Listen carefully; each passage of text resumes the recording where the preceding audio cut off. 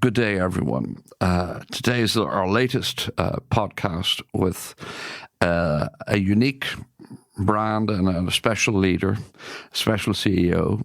We like to focus on emerging brands and exciting new creativity at this fashion network, Luxurynsight podcast series you're doing. And I'm very happy to welcome into the studio today Marc Chaya, who is the CEO of Maison, Francis Kurkdjian. Am I pronouncing it right? You are. It's CEO and co-founder, actually, of Maison Francis Kurkdjian. Okay. And for the benefit of the uninitiated, Francis Kurkdjian has been possibly the single most exciting niche perfume brand and project that's come along in the last decade. And let's begin at the beginning and find out how you and Francis met and what gave you the idea of creating this project. First, I'm very happy to be here and to be given the opportunity, certainly to bring some clarity. And this might be, for many, I think, an educational moment. Francis Kurkdjian, and it's Kurkdjian, the second K is silent, so it's easy. Francis Kurkdjian is a creative talent. He's a perfumer, one of the most celebrated perfumers of our time. Yet, at the time we both met, no one really knew who and what a perfumer is. I've met him at a dinner party, casually asking him, like we chit-chatted before the beginning of the podcast, what do you do in life? Where are you coming from? And I've learned that he was the man behind Jean-Paul Gaultier Le Male, which my mom gave me at my birthday when I was 18. He was the man behind several perfumes that I already had in my collection. And I looked at him with big eyes, round eyes, and I said, how come I don't even know your name? Isn't it Jean-Paul Gaultier that does the scent? And so this was the opportunity for me to realize that there was something very unique and something very wrong, that there was a full category of people that was totally hidden behind the curtain. And it was a unique situation where talent could only express itself under the strict or even the very strict guidance of marketing, which is not the case when you're an architect, which is not the case when you're a composer, which is not the case when you are a painter or a fashion designer. Yet perfumers were hidden behind the curtains, giving their talent, lending their nose, as we say, to others, creating great scents, and no one would even know who they are. So there was, in the initiation of our story and collaboration, there was, from my end, something that could be linked to activism, wanting the truth to come out and wanting things with passion to change. And that's what, that was the beginning of the story. It was a surprise.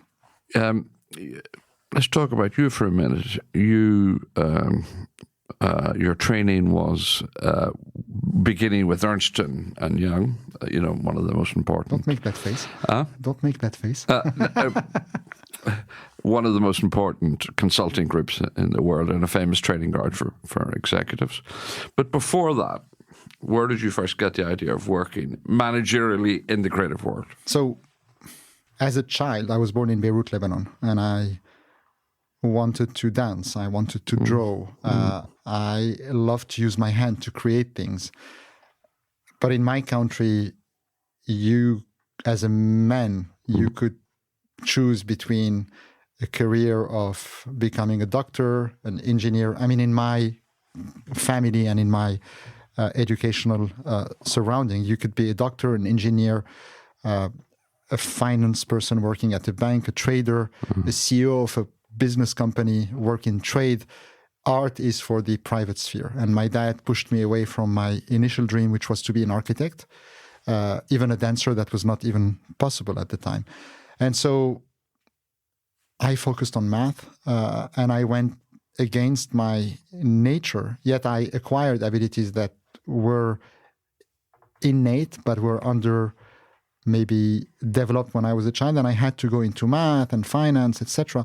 So I went to pursue traditional business studies, thinking that would bring me the most freedom.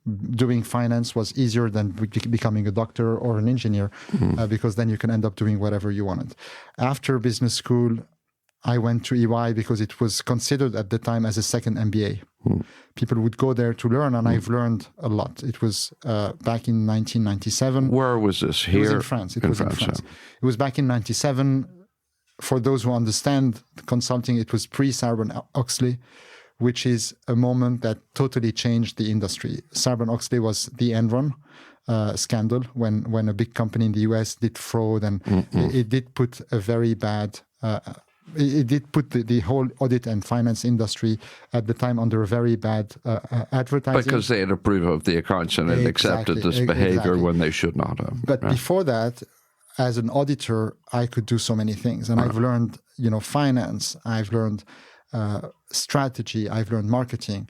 And I had a very diverse career from becoming an auditor to doing M&A, to doing due diligences, to doing IPOs at the NASDAQ in the US, running a TV channel in Qatar where I was displaced for 2 years, starting up a TV channel for the Qatar Foundation, Al Jazeera Children Channel. So it was a very diverse career. And it was about that time that I met Francis. I was coming back from Qatar, a long 2.5 years assignment. And we've met, we became close friends. And at EY, I always felt that despite a very fast career, changing roles every 2 years, being early promoted every 2 years, becoming a senior manager in 5 years instead of 10, I was still lacking something. I couldn't feel that this was enough. And what I was lacking was creativity, basically. Although when you design a strategy or a career path or a solution for a customer, creativity is at play, but it's a different kind of creativity. And so at EY, I had a real estate company.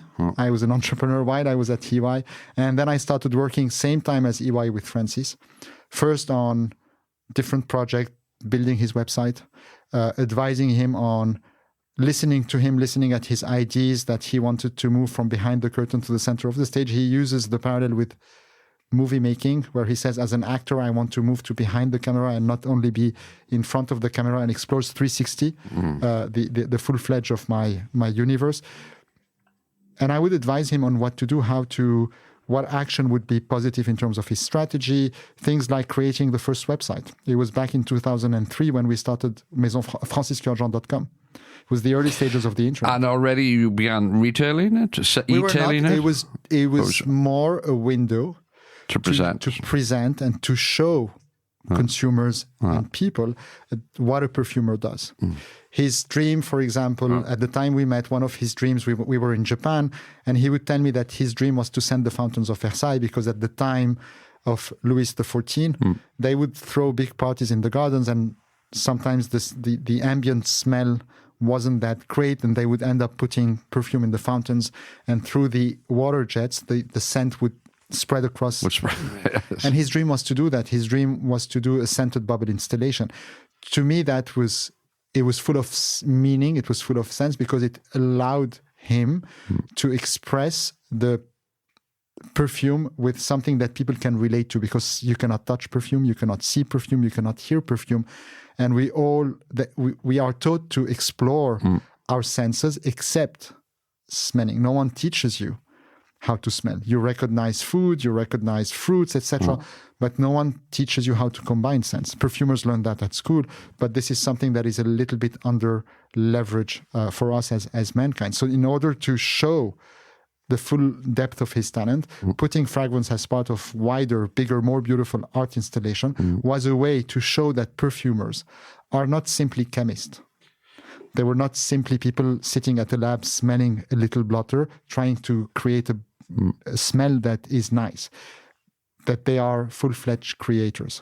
Which he has since done, of course. He's done installations in Florence, in Paris, in many countries now. So he started back, it was in 2006 the first time in Versailles for an event called the Great Evening Waters, where he transformed the Bosquet de l'Orangerie, which is a an orange tree garden. He transformed that into a huge fluorescent orange by putting liquid in it that turned the water into fluorescent orange and a very extraordinary smell of orange blossom. And you would enter Versailles Garden and smell orange blossom as if you were somewhere on the shores of the Mediterranean or in Lebanon or wherever you have, this very specific smell. And it was beautiful. And then for 2 or 3 years in a row, he did an installation at Le Bosquet des Trois Fontaines, which is the Three Fountains Bosquet that he turned into Krypton, the planet of Superman, with smoke going out, weird music that played on 2 words, chute d'eau, which means waterfall in French. It was beautiful, and people were totally astounded by it. He did a scented bubble installation in Versailles, and then in 2010, another scented bubble installation at Le Grand Palais in Paris, and so on and so forth. And what's been very interesting in the industry for me, because I've been following luxury for 30 years, in the last 10 or 15 years, has been the emergence of indie perfumes to me, but generally niche and often quite expensive and often very conceptual. I mean, Frederic Malle or my friends at Memo, there have been several other. Why do you think there is been this major change in the market or change in people's demand for something like that? If you go back to Paris, which was and is still the capital of perfumery at a global level, at the beginning of the 20th century, you could buy your perfume at a perfume house that carried the name of a perfumer. And with time, fashion used fragrance as an accessory that could be provided to the greater number, while fashion was limited in its distribution, using the aura of fashion to generate sales through fragrance at a very global level and mass level. This is why we call it mastige, which is the combination of prestige, the prestige of fashion, and mass, the mass distribution of fragrance. And fashion brands became to dominate the market. They became and that's how the majority of sales are through fashion. And that's how perfumers disappeared. Because they started working for labs that would receive marketing briefs from bigger fashion houses or licensing houses that owned the right to use a fashion brand's name in order to sell fragrance. And this whole industry produced beautiful scents. It wasn't at all negative. We've seen some extraordinary scent emerge. It educated consumer. It made fragrance more democratic. But at some stage, when you create a scent to please the biggest number of people, you would hit a stage where you're no longer very creative, no longer disruptive. So what happened is that in end of the 1990s, beginning of the 2000s, we've seen the acceleration in fragrance distribution with travel retail operators. You can find fragrance at airports, big chains, like Sephora, Douglas, Marionneau was conquering the world very successfully. And so we had a unique conjunction of 3 facts. One, a distribution opportunity where department stores, their destination, they're not proximity, could no longer compete with proximity perfumeries or with chains like Sephora, Douglas, Marionneau. So they had to delist the brands that were carried at Sephora, Douglas, Marionneau and look for unique brands that would mean something to their customer, a customer that is going to Galeries Lafayette or taking her car or his car to go to Neiman Marcus and have a different experience. So one, there was the emergence of a distribution channel that was non-existent before. 2, entrepreneurs, people working in marketing, people working at big groups that started to see the limit or to get frustrated by the limit of wanting to design something that could please a maximum amount of people. They wanted to be able to express their creativity, uniqueness, bring something different to the table. And 3, most importantly, customer demand. A lot of people were looking for something more unique, more elevated. And because for nearly 80 years, the whole industry focused on mastige segment, there was a very nice place at the top. When you talk about the extraordinary, limited distribution, luxury, as in beautiful product, craftsmanship, etc., in fragrance, this did not exist. And so we saw entrepreneurs starting their companies, what we call commonly the niche segment, and distributing that at department stores or independent perfumeries that did not want to belong to a chain like Douglas or Marionneau. And finally, customers were very enthusiastic about it and wanting to express their uniqueness through scents that you could not find on a big number of people. Now, several of these companies, not all, but a majority of them, have eventually been bought or allied with major groups, yourself included. 5 years ago, you entered, even before that, you had entered in an agreement with the LVMH, I believe. They bought a small stake. And eventually 5 years ago, more or less, they acquired... No, it was back in 2017. 17. Well, 5 years ago, we yeah. entered into a partnership with LVMH where they acquired a majority stake in our company. Francis and I remained, and we are still shareholders. Yeah. And we brought the company into a beautiful group that has enabled us to mature, grow, and develop. But you are right. 5 years ago, we've seen the industry dynamics shift. But before talking about that, I want to also express that when we started the Maison, we said clearly since the beginning that we were not necessarily creating a niche concept, because we're not a concept. We're a fragrance house that carries the name of a living designer. and there's a big difference. So the way I look at the market, and I think the market is full of beautiful brands that I respect, but I can acknowledge that some of us are creative driven while some others are marketing driven. And I see us as a creative driven company where creativity sits at the middle of everything and influences everything. Our marketing at Maison Francis Kurkdjian is at the service of creativity. And I would even say it's at the service of a creative genius called Francis Kurkdjian. It's the same in fashion. When you think about it, when Saint Laurent starts his own Maison fashion and couture, it's called Yves Saint Laurent. And everything derives from the vision of Yves Saint Laurent. It's exactly the same at Maison Francis Kurkdjian. Everything derives from the vision of the perfumer. So since day one, we said we're not a niche brand. We are a luxury eponymous fragrance house where luxury stands in the extraordinary. Extraordinary genius of creativity, extraordinary craftsmanship, and extraordinary customer journey. One thing you're similar to a designer in is many of the better designers, not many of them, but a certain number of them, have their own brand and then work for a major house. In a sense, as Karl Lagerfeld used to say, he was always a gun for hire, that, in the best possible sense of the term. So Francis, his business model, in a way, is a bit of both, because it's his own brand, eponymously named, and it's also as a creative input into other fashion, other luxury perfume brands, or even how does that operate? The two elements.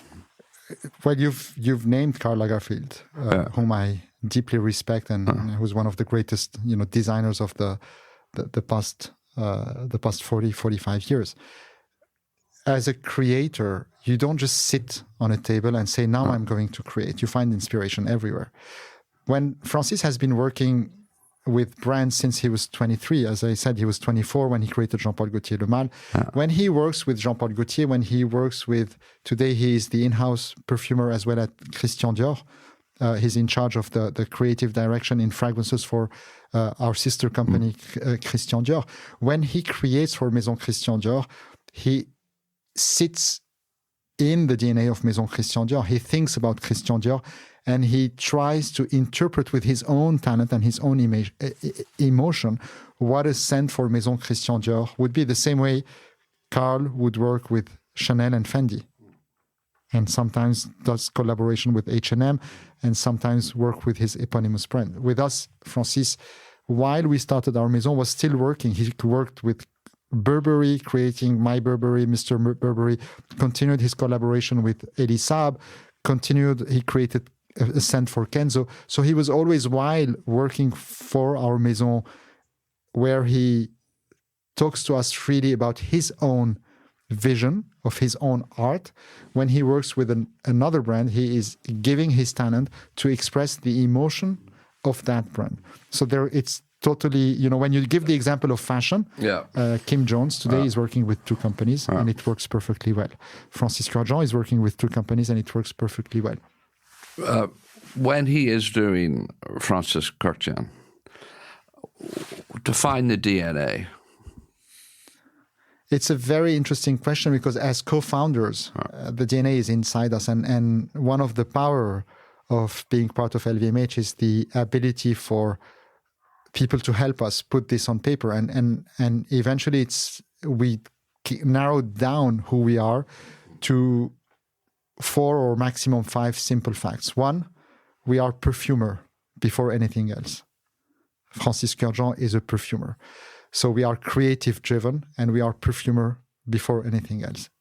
2, we are a Parisian perfumer. The industry has a long relationship with Grasse, and you see perfumers from, family owned businesses that go from one here to, I don't like to say father and son because it's very obsolete, but I like to say, from one here to another.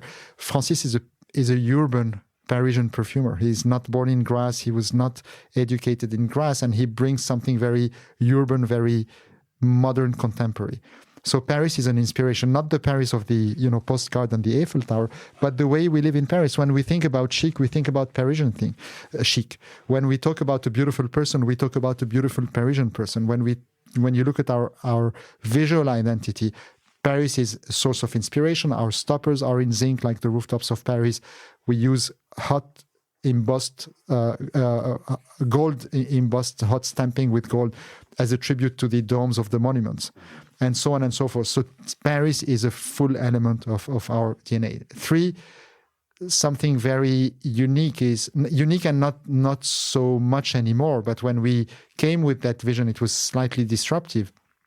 It is the freedom to choose. It is the idea of a fragrance wardrobe, not a marketing fragrance wardrobe where you create a dress, a tuxedo, or a suit. It is the idea that as men and women, we have different personalities. We are not, you cannot single me down and I cannot single you down to one persona.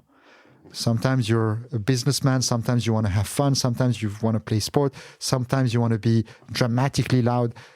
All this can be expressed through fragrance. And so we offer, through Maison Francis Kurkdjian, a fragrance wardrobe of emotion where we give our customer the ability to match their personality with the scent that they love. And so that's another aspect of our DNA.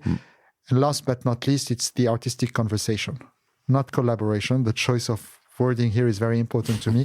Conversation is because talent has always talked to each other. You've mentioned Alexandre Mathussi, you've mentioned Alexandre Vautier. We're talking about Francis Kurkdjian. He actually knows them. They talk, they exchange. It's like when you go back to Paris at the early of the 20th century and you know that Peggy Guggenheim left the US to go live in Venice, but she was friends with Picasso, with Pollock, who was friends with, Einstein and Nijinsky and Stravinsky. All of these people, when you look at them 8 years after, you say, oh my God, they were all friends. But at the time, if you were, what I love about conversation is that 1 + 1 = 3. It is not me going to someone saying, I want you to do this for me. It is more having Francis converse, talk, and something greater, something meaningful will come out. And we do this a lot through the artistic collaborations, through installations, through ventures. It could be something that eventually becomes a product. And that was the story of our famous Baccarat Rouge 540. It was not supposed to be a scent that goes into a bottle that we sell to consumer. It was supposed to be a collaboration for the 250th anniversary of the House of Baccarat. And it was a limited edition of 250 handcrafted bottles. That was it, full stop. But because the scent was so extraordinary, we've decided, under a lot of demand and a lot of pressure from our partners globally, to release it under Maison Francis Kurkdjian in partnership with Baccarat. But initially, it was an artistic conversation. Okay. So this is our DNA. at the time when you made the deal with LVMH, I remember we interviewed just 5 years ago, and at the time you said something like you had more or less 500 sales points internationally. You weren't in China, you weren't in Latin America. You had quite a few of your own freestanding stores. You were very active with Neiman Marcus. What's the situation now? The same and better. The same but better. We moved from 500 to 200 to 750. Okay. So we're very, very limited in terms of our distribution. And as a CEO, I like to focus on a limited number of doors where I can offer my customer an extraordinary journey. Our mission is to bring joy to our customer by providing them an uplifting journey through fragrance. And this cannot be done everywhere. It can be done in certain places, such as beautiful department stores, such as beautiful distribution points, independent or chains, but also in our own boutiques. So we've grown by 250 doors, but in terms of revenues, we've grown, I think, 14 times. Wow. I think 14 times. At the end of the year, we would have multiplied our sales by 14. What are your annual sales now? We do not disclose that, but what I can tell you is that we are the number one brand omni at Neiman Marcus, and I'm talking 3 axes. So we are the number one brand omni number 2 brand omni at Saks, very close to becoming number 1. I think by the end of the year we will be number 1 at Bloomingdale's, and more generally, we are in the top 3 in all of the doors where we are. So we focus on leadership. We focus on building our footprint in our distribution channel rather than opening doors. So we focus on our existing network. If you multiply by 14 times, we're talking about a 9-figure number then. Are we at that sort of stage? A 9-figure number? Yes, absolutely. Yeah, we are comfortably over that. We are comfortably over 100 million in net sales, but I'm not talking retail. I'm talking net sales. Retail is obviously higher because the platform, it might be like a $250 million maybe, but yeah, at retail. I do not disclose. That. All right, okay. But I can tell you that we have very productive counters. And above all, what I like is that productivity is the consequence of the experience. We have very talented staff. We have very dedicated teams, and we pride ourselves of giving the best of what we can to our customers. Tell me a bit about the look of your stores. They're quite specific. Tell me what was your thinking when you began the first one, and how has that evolved? The very first one was our boutique on 5 Rue d'Alger, which is very dear to Francis and I. It was a very tiny shop, 25 square meter. The owner before us was an old, very kind man that was about to retire, and he was fixing keys and shoes. He was a shoe fixer, and he would copy duplicate keys. And we've rented that, not knowing that we were going to create the Maison. First, we rented the boutique. Francis came to me and said, my cousin have this opportunity. And I said, let's take it at the end of the day, even as a storage room in this part of Paris, very close to Rue Saint-Honoré. It's a beautiful opportunity. So we rented the boutique before starting the company. And then when we decided once we decided to co-found Maison Francis Kurkdjian, our architects came with a very disruptive idea. The boutique is only 25 square meter, yet we've decided to put a window.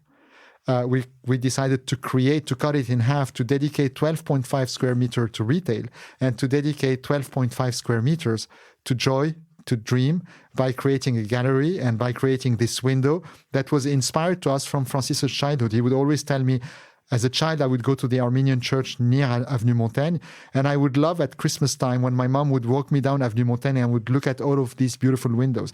And that's joy. This is an uplifting experience. We created a mini Paris that was animated in a small shop that literally brought joy to every person that walked into the boutique. So that was our very first one.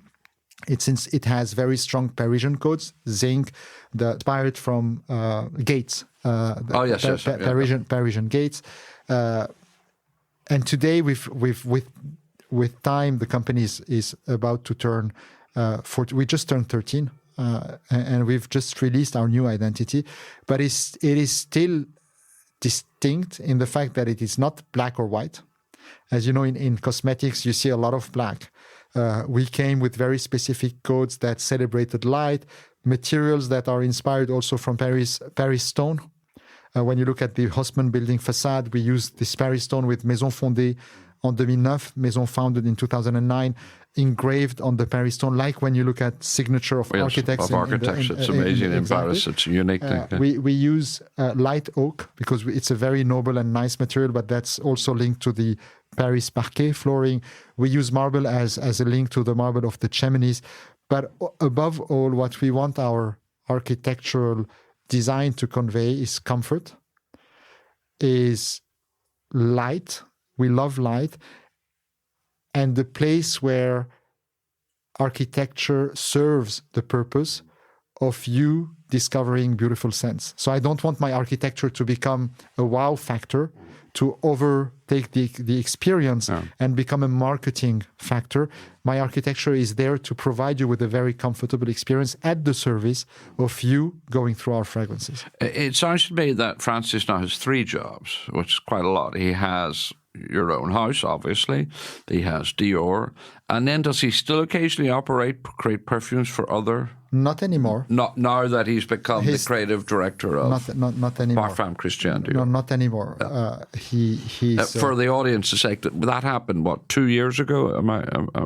It was announced about a year ago. A year ago? I believe, yes. Yeah. It was announced about a year ago. So he's totally dedicated to our Maison while also working fully with Maison Christian Dior. And remember, as a creator, you're not sitting on a desk saying, now I'm going to think about a great idea. It is much more fluid than that. And he's immensely invested in our Maison, and he's immensely invested in Maison Christian Dior. And for me, it's very important that he finds this creative energy that is key to his success and is also key to our success. Now, we have a lot of young listeners, and all of them have ambitions to have a career in fashion, in luxury. What advice would you give someone hoping to have a career? First a creative, or also a managerial, or a meeting of the two? So if we are talking about the young audience, the first advice that I would give them is to realize that instant reward is fake news. I'm sorry to disappoint them, but life is not about the instant like that you're going to get on your TikTok post or your Instagram post. Life is all about deferred reward. Deferred rewards means investment. It means hard work with the aim of achieving something that you can enjoy later. And I see a lot of the young generation wanting to overachieve immediately, instantaneously. You cannot build beautiful things in a second. Mankind evolution didn't happen overnight. The most beautiful things that we know or that made us evolve positively took years and years and years. So the advice that I give them is, one, stick to your dream. It is possible. But then you have to accept that you need to work hard and that your dream is not going to come true overnight. That's very important to say. Second is to acknowledge that life is unfair. Because not everyone that goes to the St. Martin Schools of Design becomes Alexander McQueen. Not everyone that goes to ISIPCA becomes Francis Kurkdjian. But it doesn't mean that not being Francis Kurkdjian or Alexander McQueen is not good enough, because you can have a fantastic career doing something else, contributing to their success, working alongside them, becoming an extraordinary visual merchandising person, becoming an extraordinary trade marketing person, becoming a very powerful communication or PR person. Our industries are so diverse and rich. The variety of jobs that you can get is extraordinary. You can do finance, but being a CFO of a fragrance company is very different than being the CFO of a car maker. You can do architecture. You can design a house or you can design a store. It's not the same thing. So work hard, give the best of yourself and show some determination. and accept failure because you learn from it. And that I go back to instant reward. A lot of people, they just decide to stop because it didn't happen over a year. I've seen some people resign after 4 months just because they are not yet sure that they are getting what they want immediately. And it doesn't work that way. Now, how do you operate with LVMH? How does that, who is your interlocutor? How does that? So we are fully part of the group. I know that it has been the best decision that both Francis and I made back in 2017. We were looking for a greater ensemble or a group that could help us grow the company, transfer know-how, attract talent. We are part of the perfume and cosmetic division, so I report to the head of the perfume and cosmetic division. Who is? Stéphanie Medioni, a very smart and talented woman who supports us a lot and works alongside Francis and myself. But it doesn't stop there. Our team is plugged into the division. We are part of, communication, sharing of know-how. We are part of the lead architect that help us do our new identity is part of the group. We are offered so many platforms for learning. We are offered talent. We've seen a lot of talent come from other companies within LVMH to our company. Our company is very successful and attractive to talent. So it's an ecosystem where we both thrive, but beyond us and most important than us is we see our team thrive.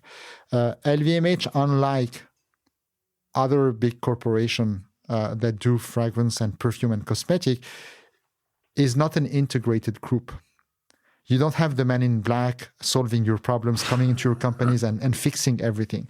You are challenged. They help you achieve. If you have big ambitions, they can help you deliver on them by giving you the know-how. But at the end of the day, you're going to have to do it yourself. No one's going to come do it for you. I imagine from the way your scents smell differently and the price point that they sell at, that the raw materials are very specific to your brand.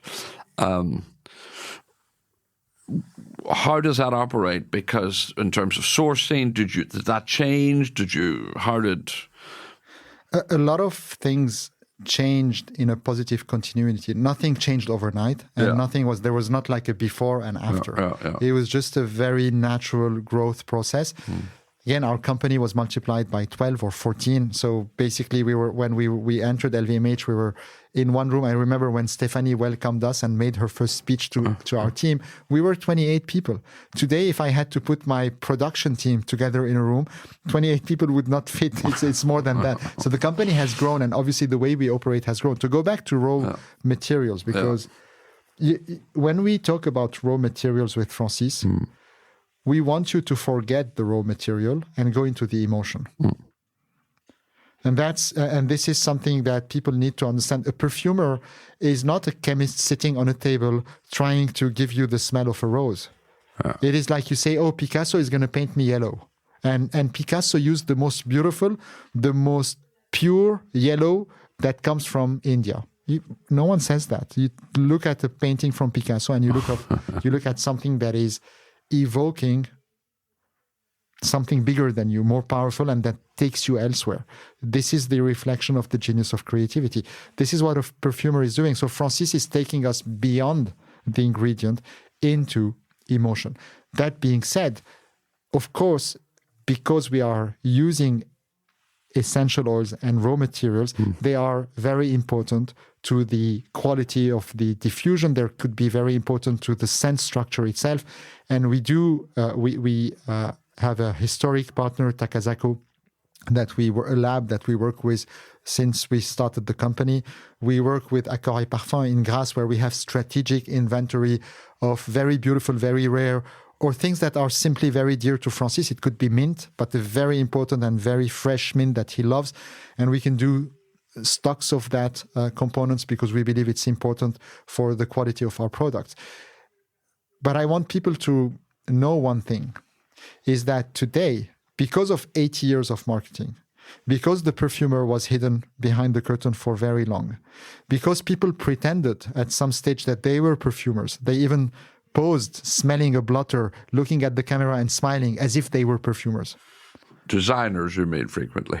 Marketing people, mainly. Designers, or maybe artistic directors. I mean, I can be an artistic director and work alongside Jean Nouvel. At the end of the day, I'm not going to pretend I'm Jean Nouvel and I created the museum. I can tell him I want my museum to be inspired from the Sahara. And I want it to be with high ceilings and I want air and this is what I love.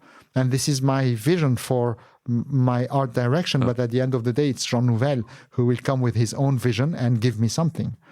So I would not pose as an architect. And a lot of people have proclaimed a very wrong message, letting people believe that they were perfumers.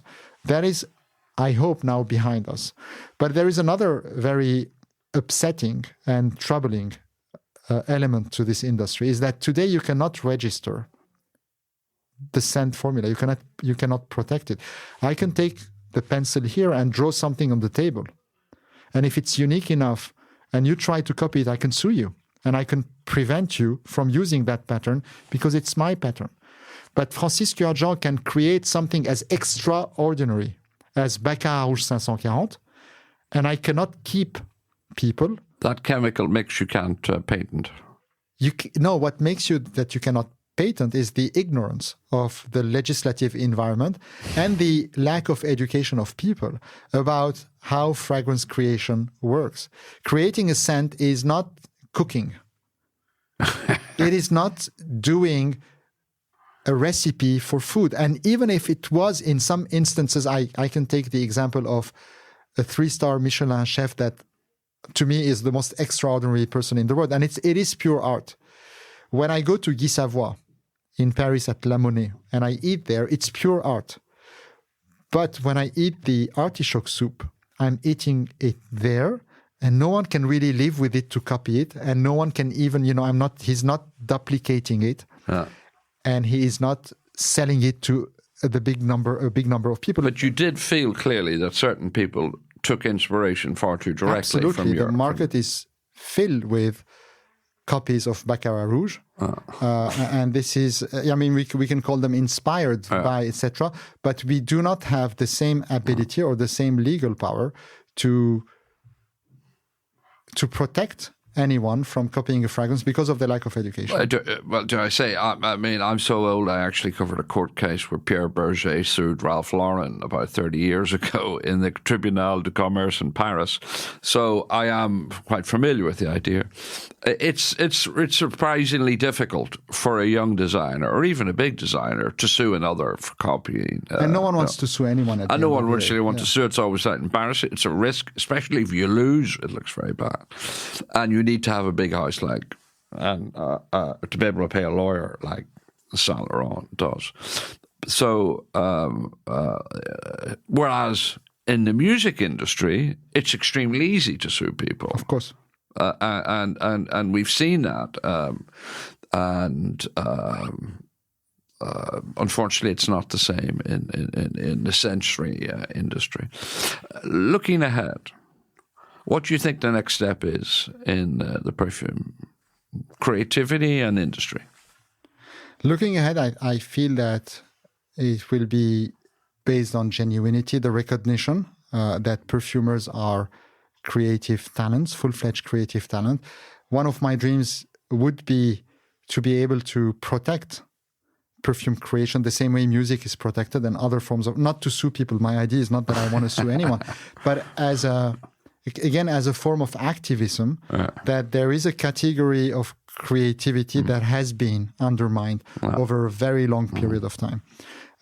This brings complexity, but in the future, I feel the industry is going to become more knowledgeable and will continue to produce beautiful things, but the perfumer will be at the center of the ecosystem, no longer as a third-party provider, but more as someone that is very well known and very involved in the way things are being done.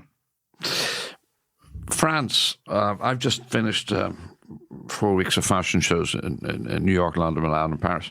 It's remarkable that Paris has maintained this premier inter alia, really the first among equals, but very much the first. And in the fashion industry, similar in the scent industry in perfume. Why do you think that is? You mean fashion? No, for your industry. Oh, for fashion as well. Why Paris is the capital of... but that's history. It's history. It started very... I recommend for our listener a very nice book from Elisabeth de Feydeau, who's a historian. It's very easy to read. It's beautifully done. And it can give you in about an hour and a half an overview of the history of fragrance. And Paris was the global capital of fragrance in the world. It was linked to, it started with, Marie Antoinette, for example, had her own perfumer. And then we've seen a lot of perfumers in Paris from some big names that have survived time, families like Fragonard, but then other like Guerlain, who's a sister company that started in Paris. You would walk in Paris and you would see perfumers. Coty was a businessman, perfumer, and marketeer that revolutionized our industry. But Paris was the capital of beauty in general, whether creativity, les Lumières, and part of that is this creative impulse. And perfumers were part of this creative impulse. Wearing a scent was seen as a status, was seen as a fashion accessory, was seen as something very special. And perfumers, although they were supplying their ingredients in Grasse, they were based in Paris because this is where fashion, they were very close to fashion as well. And this is where everything was happening. And this is where they would draw their inspiration from. And that's not going to change. I don't like to say nothing. It's not, or it is. I don't know. But certain things can last for a very long time as long as the ecosystem is there. And I don't see today the ecosystem changing. There are other countries where, the industry is vibrant. There is an American school of perfumery. There is an Italian school of perfumery with great, immense perfumers. There is a British school of perfumery. That's fine. But Paris still hold a very special place in the art of creating and manufacturing fragrance. Marc Chaya, it's been a pleasure talking to you. Thank you very much.